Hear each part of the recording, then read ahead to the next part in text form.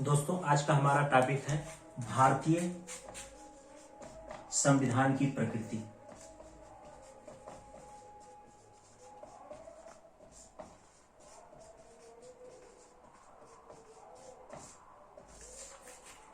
वास्तव में कल के वीडियो में हम लोगों ने दो तरीके के संविधान के दो तरीके की प्रकृति के बारे में जाना था। एक था संघात्मक प्रकृति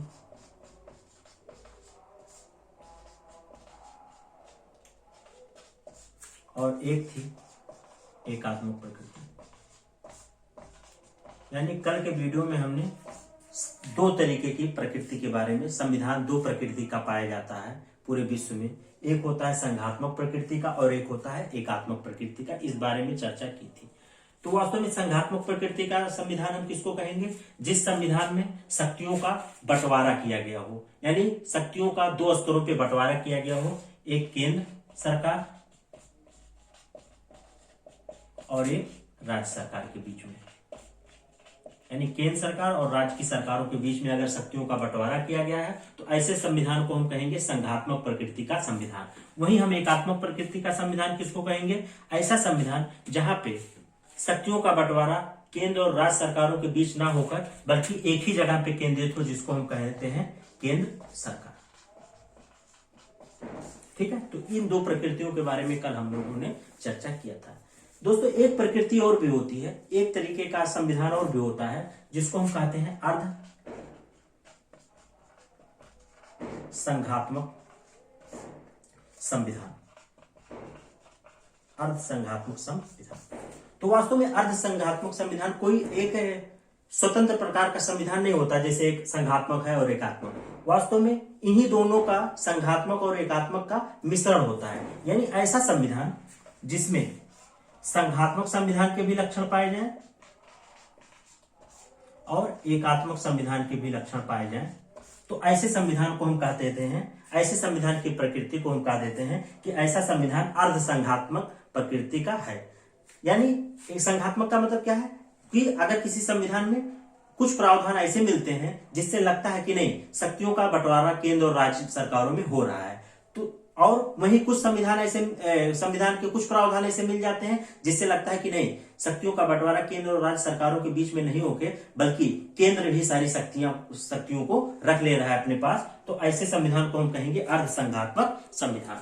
तो अब सवाल उठता है कि आखिर भारतीय संविधान की प्रकृति इन तीनों में से कौन सी है? संघात्मक प्रकृति का संविधान है भारत का संविधान, एकात्मक प्रकृति का है या अर्ध संघात्मक प्रकृति का है? तो इसको लेकर विद्वानों में अलग अलग राय है। जैसे कुछ विद्वान मानते हैं कि भारत का संविधान एकात्मक संविधान है,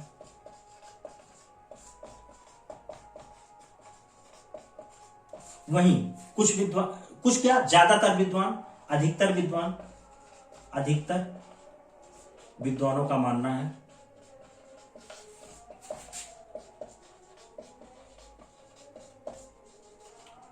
कि भारत का संविधान संघात्मक है, यानी संघात्मक प्रकृति का है। तो कुछ विद्वान ऐसे हैं, जैसे केसी हुएर जैसे विद्वान, जिनका मानना है कि भारत का संविधान कैसा है? अर्ध संघात्मक है।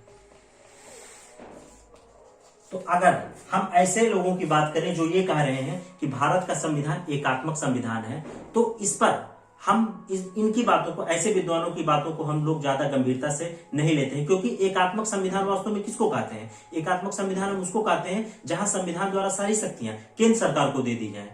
तो अगर हम भारत के संदर्भ में बात करें तो क्या भारत का संविधान एकात्मक संविधान है? बिल्कुल नहीं, क्योंकि भारत के संविधान में शक्तियों का बंटवारा किया गया है। हम सब जानते हैं कि भारतीय संविधान में शक्तियों का बंटवारा 7वीं अनुसूची के माध्यम से, संघ सूची, राज्य सूची और समवर्ती सूची के माध्यम से किया गया है। तो जहां स्पष्ट ये दिखाई पड़ रहा है कि नहीं, शक्तियों का बंटवारा किया गया है, तो उस संविधान को हम कैसे एकात्मक संविधान कहते हैं? तो ऐसे विद्वानों की राय को हम एक सिरे से नकार देते हैं। अब बचता है कि बात कि अधिकतर विद्वानों का मानना है कि भारत का संविधान संघात्मक है और कुछ विद्वान ऐसे भी हैं जिनका मानना है कि भारत का संविधान अर्धसंघात्मक है। तो अब हम देखते हैं, ज्यादा हम चर्चा करेंगे कि भारत का संविधान, वास्तव में देखते हैं कि अधिकतर विद्वान अगर ये मान रहे हैं कि भारत का संविधान संघात्मक संविधान है, तो वास्तव में कैसे हम मानेंगे कि भारत का संविधान संघात्मक संविधान है? तो इसके लिए विश्व स्तर पे कुछ ऐसे मानक बनाए गए हैं कि अगर ऐसे मानक कुछ ऐसे मानक बनाए गए हैं कि कोई संविधान, अगर दुनिया का कोई भी संविधान उन मानकों पर खरा उतरता है तो हम कह देते हैं कि नहीं, यह संविधान संघात्मक संविधान है। तो उन मानकों के बारे में हम बात कर रहे हैं, यानी 5 ऐसे मानक बनाए गए हैं कि अगर किसी संविधान में 5 ऐसे तत्व पाए गए तो हम कह देंगे कि हाँ, फलाना संविधान जो है ये संघात्मक प्रकृति का है। जैसे पहला है DSWR।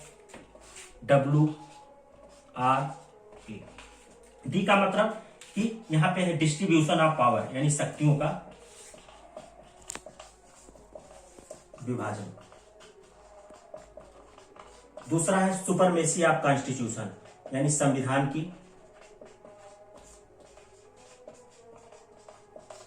सर्वोच्चता। दूसरा है रिटन कॉन्स्टिट्यूशन, यानी लिखित संविधान, लिखित संविधान। चौथा है रिजिडिटी ऑफ कॉन्स्टिट्यूशन, यानी संविधान की कठोरता।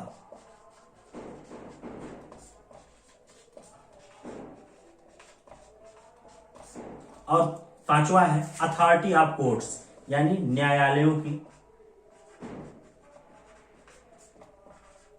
अधिकारिता।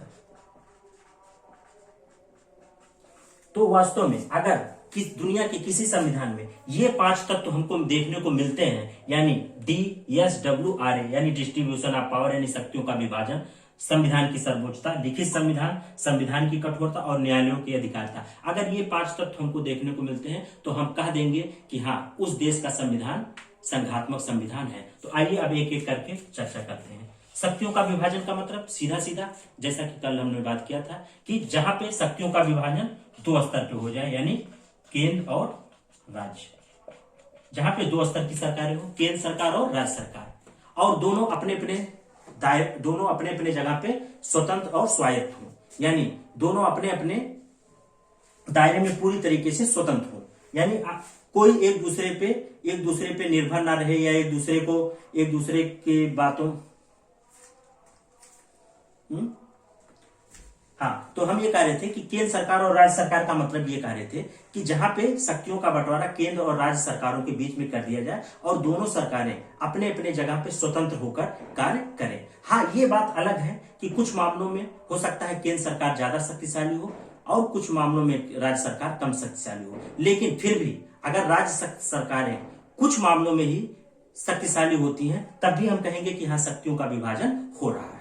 ठीक है, तो पहला ये हो गया। दूसरा होता है संविधान की सर्वोच्चता। संविधान की सर्वोच्चता का मतलब जहां पे केंद्र और राज्य दोनों अपनी शक्तियां संविधान से प्राप्त करती हो, यानी दोनों की शक्ति का स्रोत कौन हो? संविधान हो। यानी दोनों में से कोई ये नहीं कह सकता, केंद्र या राज्य में से, कि नहीं हम संविधान, केंद्र ये नहीं कह सकता राज्य से कि नहीं संविधान आपके लिए है, हमारे लिए नहीं, हम संविधान को नहीं मानेंगे, या राज्य ये नहीं कह सकता केंद्र से कि नहीं संविधान हमारे लिए, आपके लिए, हमारे लिए नहीं है। दोनों को ही संविधान के दायरे में रहकर अपना अपना काम करना होगा। तो ये हो गई संविधान की सर्वोच्चता। तीसरी बात हो गई लिखित संविधान। अब लिखित संविधान क्यों जरूरी है किसी भी देश के संविधान के संघात्मक होने के लिए?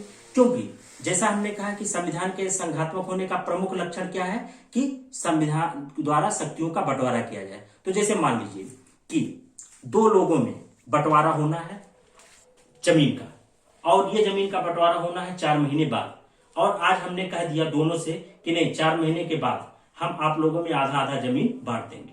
ठीक है, तो ये तो हमने मौखिक रूप से कह दिया, लेकिन जब बांटने की बारी आई तो नहीं, हमने ए से कहा कि नहीं मैं आपको ज्यादा जमीन दूंगा, बी को कम जमीन दूंगा। तो ऐसी स्थिति में क्या होगा, भले ही हमने ये कह दिया था कि नहीं हम शक्तियों का बंटवारा करेंगे, लेकिन लिखित रूप से नहीं कहा गया था, तो ऐसी स्थितियों में दोनों के बीच क्या हो सकता है, विवाद उठ सकता है कि नहीं आखिर शक्तियां किसकी ज्यादा होंगी और किसकी कम होगी। तो ऐसी स्थिति में क्या अनिवार्य होता है कि संविधान में शक्तियों का जो बंटवारा हो वो लिखित रूप में कर दिया जाए। तो ऐसा कहाँ संभव है, जब संविधान क्या हो, लिखित संविधान हो, यानी लिखित संविधान का होना अनिवार्य है। अगर कोई देश संघात्मक संविधान की बात करता है तो वहां पे लिखित संविधान का होना आवश्यक है। दूसरी बात है संविधान की कठोरता। अब संविधान की कठोरता का मतलब क्या है? संविधान की कठोरता का मतलब यहाँ ये है कि संविधान में ऐसे प्रावधान जो केंद्र और राज्य के बीच शक्तियों का बंटवारा करते हो, सीधे सीधे ऐसे प्रावधान जो केंद्र और राज्य के बीच शक्तियों का बंटवारा करते हो, वो उनमें अगर संशोधन आसानी से ना किया जा सके, यानी वे प्रावधान कठोर हों, तो वहां पे ये चीजें बनी रहती हैं कि केंद्र राज्य सरकारों के मामले में ज्यादा हस्तक्षेप नहीं कर पाता है। तो इसलिए वहां पे क्या होनी चाहिए, संविधान क्या होनी चाहिए, कठोर होना चाहिए कि वहां पे केंद्र सरकार राज्य सरकारों के मामले में ज्यादा हस्तक्षेप ना कर सके, ऐसे प्रावधानों को आसानी से ना बदल सके जिससे कि राज्यों की शक्तियां कम हो। पांचवी बात क्या होती है, न्यायालय की अधिकारिता।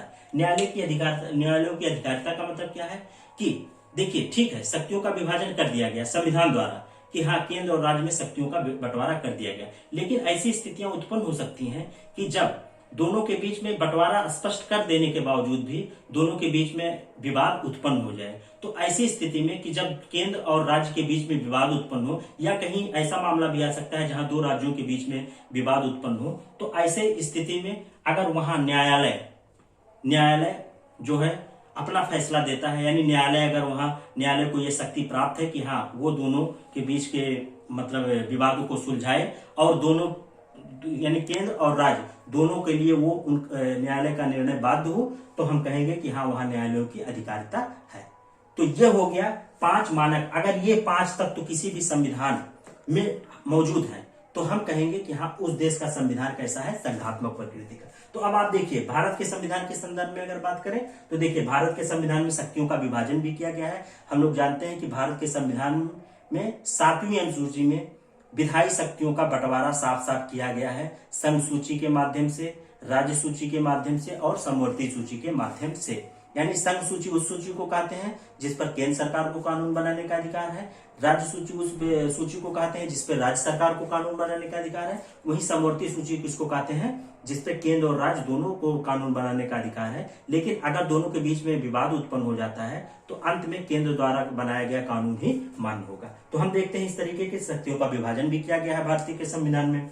भारत के संविधान में अगर हम देखते हैं तो संविधान सर्वोच्च है, क्योंकि यहाँ ना केंद्र और राज्य दोनों ही संविधान के दायरे में रह के काम करते हैं और दोनों ही अपनी शक्तियों को कहां से प्राप्त करते हैं, संविधान से। वहीं अगर हम देखते हैं तो भारत का संविधान लिखित संविधान भी है, तो ये भी तत्व भारत के संविधान में पाया जाता है। वहीं देखते हैं कि भारत के संविधान में ऐसे प्रावधान हैं जो केंद्र और राज्य के बीच शक्तियों का बंटवारा करते हैं, उनमें संशोधन आसानी से नहीं किया जा सकता। तो हम ये देख लेते हैं कि हाँ, यहाँ पे संविधान की कठोरता भी है और न्यायालयों की अधिकारिता भी है, क्योंकि केंद्र और राज्य के बीच अगर कोई विवाद उत्पन्न होता है तो ऐसी स्थिति में न्यायालय द्वारा दिया गया निर्णय ही अंतिम और मान्य होता है। तो इस तरीके से हमने देख लिया कि हाँ, भारत का संविधान वास्तव में संघात्मक प्रकृति का ही है।